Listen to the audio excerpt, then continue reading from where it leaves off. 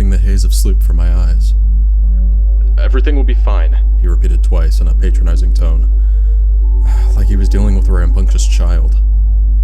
Just gather some things and step outside, but stay online with me, okay? He was using a pretend calm, one I was quite familiar with. Working in emergency situations as a dispatcher, it's imperative to seem calm, no matter the situation. But knowing that didn't make it any less horrifying when on the receiving end. In fact, I would have rather heard him scream, "Get the hell out of there now, you're in danger!" Acting as if nothing were wrong made the fact that something was wrong. Made it all the more glaring, all the more chilling, all the more real. Floorboards creaked. I dropped the phone and froze with a stupid expression on my face. The sound came from somewhere on the second floor, but I couldn't place exactly where. Sirens in the distance. The screech of swerving tires in my neighborhood.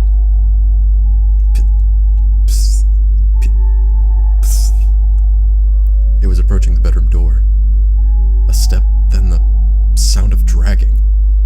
A step, and then the sound of dragging.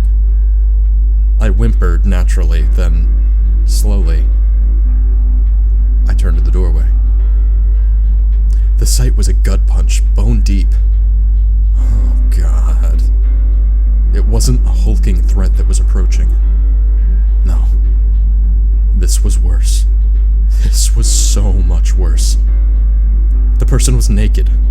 That's what I noticed first, but I was so emaciated that I couldn't tell their gender or even their age. The body was hairless and taller than a child, about 5'8", and their skin was unnaturally yellowish brown, but I couldn't tell if it was caused by jaundice or dirt or both or worse. Their right arm caused my breath to choke in my throat. The first time in my adult life that I actually gasped. The right arm was missing below the middle of the bicep.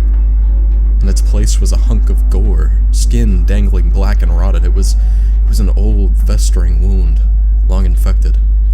Both eyes were open, but the sockets were empty. The stain of running blood had tattooed itself down both cheeks. The poor creature was blind as it lumbered forward. One step forward, and the drag of the back right leg.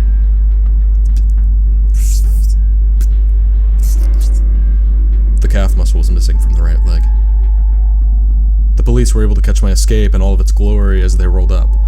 Both cruisers parked in front of my lawn. I blindly grabbed and threw whatever object was nearest to me at the window to break the glass. But, sadly, the object happened to be a pillow, and it bounced off the window glass without any damage whatsoever.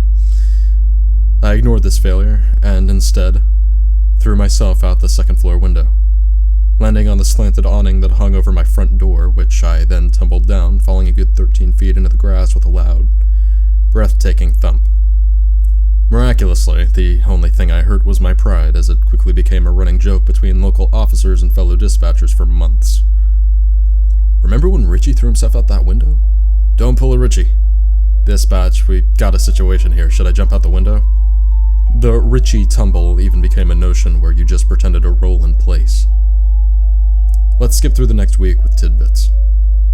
The police found the one-armed, no-eyed victim laying in my bed and immediately transported her to the nearest emergency room. She was an adjunct English professor from a college 3 states away, and she'd been declared missing for several months. I visited her in the hospital after a few days just to pay my respect.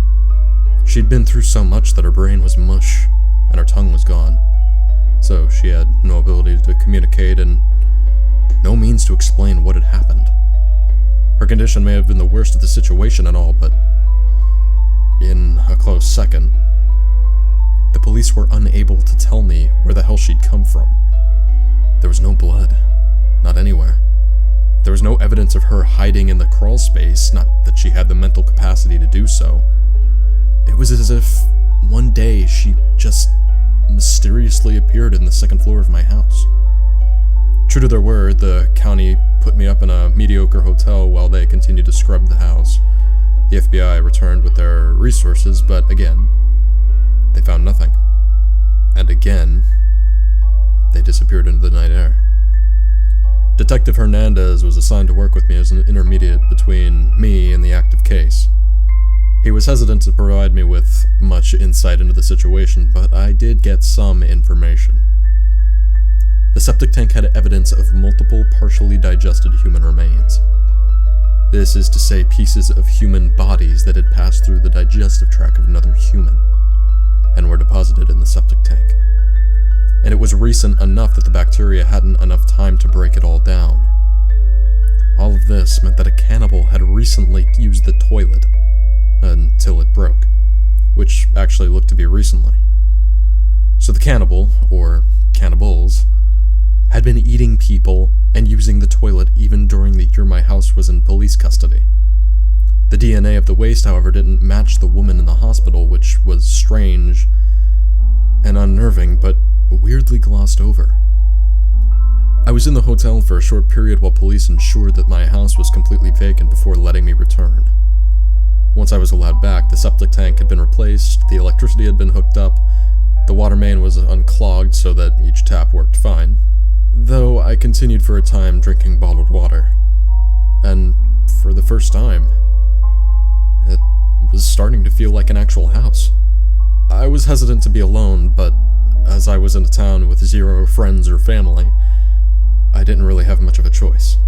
So I slept with the light on and spent as many hours out and about as I could. I didn't have a lot of cash on hand at the time, but the money I did have went towards amenities and furniture, and over time, the house started to feel less menacing.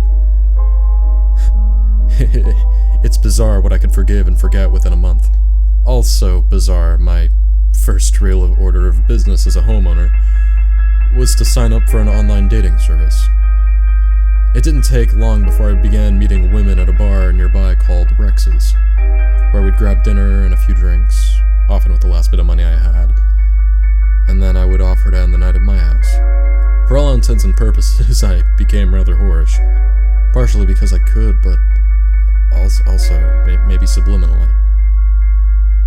Because I didn't want to be alone, not in that house. And this was the easiest way to have company. As far as I could tell, everything was normal with the house, until one night, soon after, when I was at work and received this call. Alpha 1101, what is your emergency? The voice was male and deep, and he breathed heavily into the receiver. Someone's gonna get murdered. What's the location of your emergency? I asked, taking notes. 612 Sylvia's Circle. That's my address, I corrected him. My immediate reaction was to think he was mistaken. I know. The voice agreed.